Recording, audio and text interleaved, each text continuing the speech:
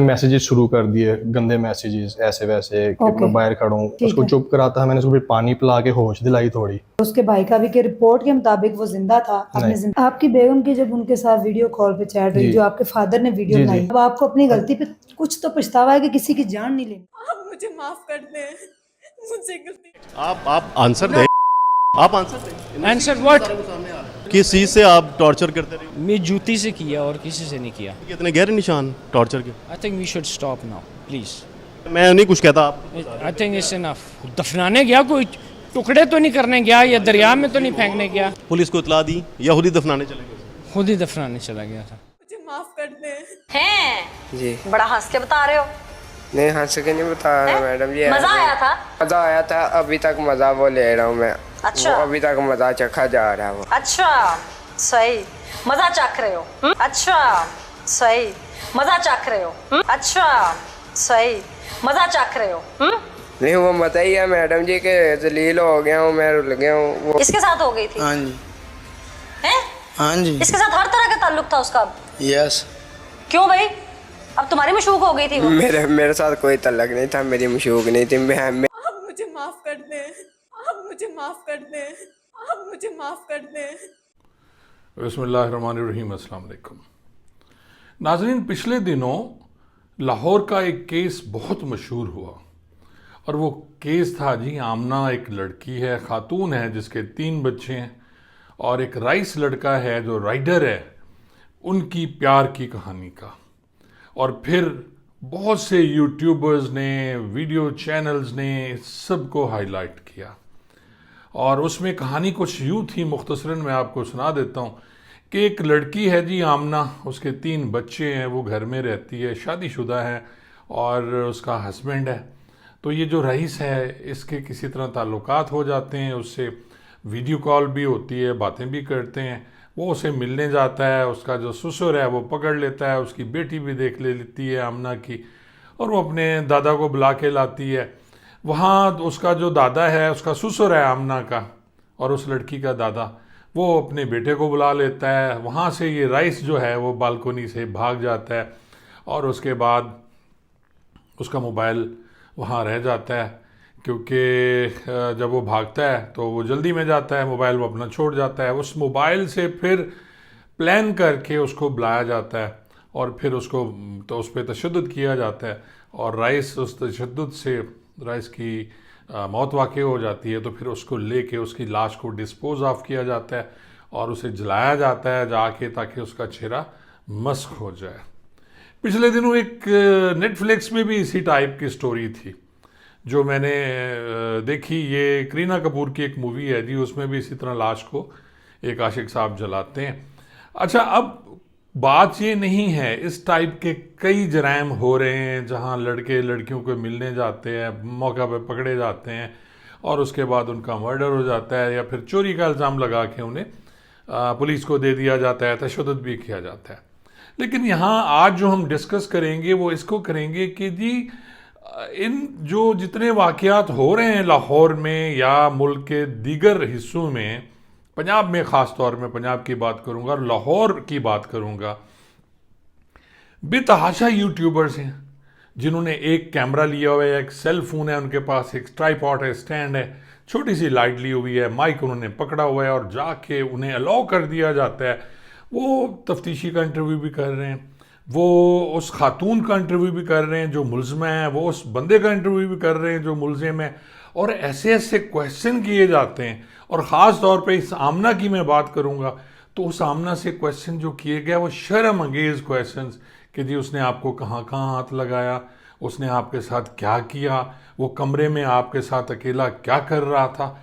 तो इस टाइप के जो क्वेश्चंस हैं वो पुलिस वालों के सामने किए जा रहे होते हैं, और एक पुलिस वाले ने नाज़रीन उसकी हथकड़ी पकड़ी होती है वो बंदे की, और उससे सवालात कर रहे थे। और ये एक वीडियो भी मैंने बनाई है जो शुरू में आपने देखी कि किस तरह हैरस किया जा रहा है उस मुल्ज़िम को।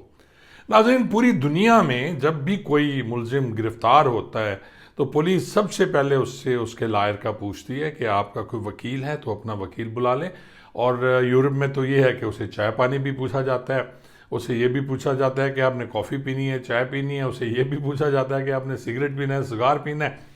लेकिन यहाँ हमारे यहाँ कुछ ऐसा नहीं है।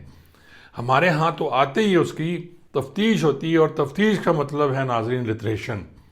और वो जो एक वहाँ पाँचा होता है जिसे कहते हैं जी, लितर होता है जिस पे लिखा होता है आजा मोरे बालमा तेरा इंतज़ार है, और तफ्तीश का मतलब है कि उसको लितरों से मारा जाएगा, जबकि तफ्तीश का ये मकसद या मतलब नहीं है। दूसरा, मैं नाज़रीन आपको बताता चलूँ कि ये जो यूट्यूबर कर रहे हैं ये किस कानून के तहत जाते हैं। हर जगह पहुँचे हुए हैं, माइक लिया हुआ है इन्होंने, और जाके मुंह में घुसेड़ देते हैं और इरिटेट करते हैं। पिछले दिनों आपको एक वाक़या भी याद होगा जिसमें वो गाजी शाहिद जट बड़ा मशहूर हुआ, जिसने सबको गालियां दी, उसने सिस्टम को गालियां दी, उसने आईजी को गालियां दी, उसने सीसीपीओ को गालियां दी, और सबकी माँ का फूफा बना लिया। तो नाज़रीन ये क्यों हुआ था? क्योंकि वो जो एंकर था या यूट्यूबर था उसे बार बार इरिटेट कर रहा था।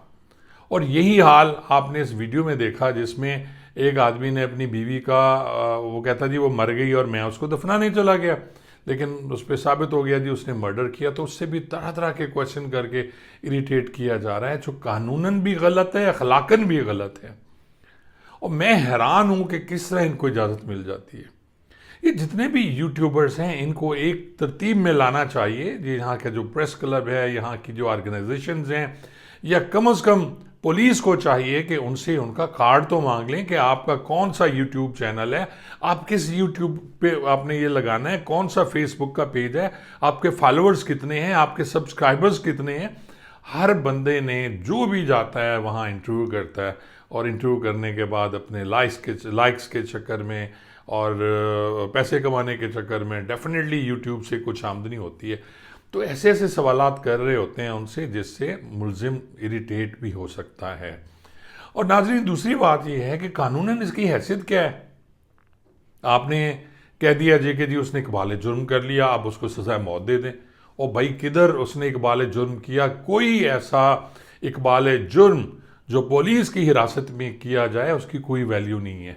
ये मैं पहले भी एक प्रोग्राम में कह चुका हूँ कि आपने कह दिया पुलिस के सामने जी हाँ मैंने मारा है, मैंने कत्ल किया है, और आपने यूट्यूबर को भी बता दिया आपने कत्ल किया है, लेकिन क्या उसकी कोई वैल्यू है? क्या अदालत में वो उस बंदे के ख़िलाफ़ इस्तेमाल हो सकता है?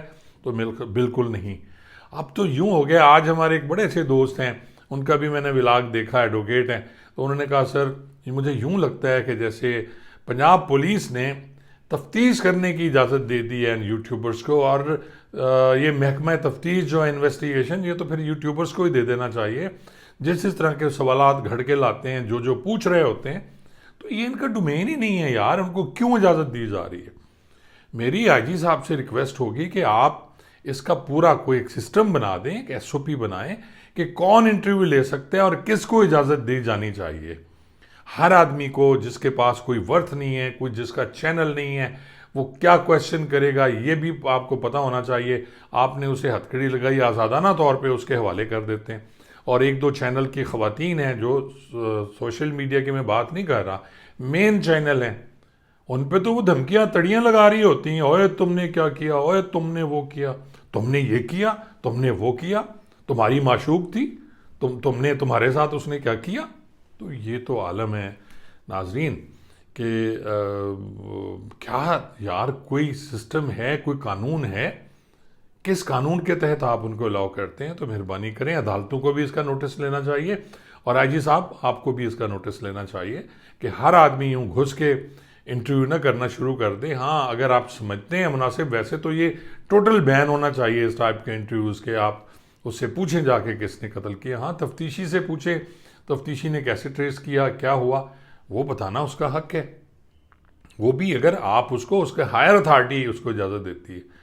कभी ये नहीं होता था कि आप जाके SHO से, आप तफ्तीशी से, आप ASI से पूछना शुरू कर दें, हथकड़ी पकड़ी हुई है मुलजिम की, उससे पूछी जा रहे हैं। तो ये बिल्कुल गलत है। मेरी फिर एक दफ़ा रिक्वेस्ट है कि आप इस पर नज़रसानी फरमाएं। बहुत बहुत शुक्रिया।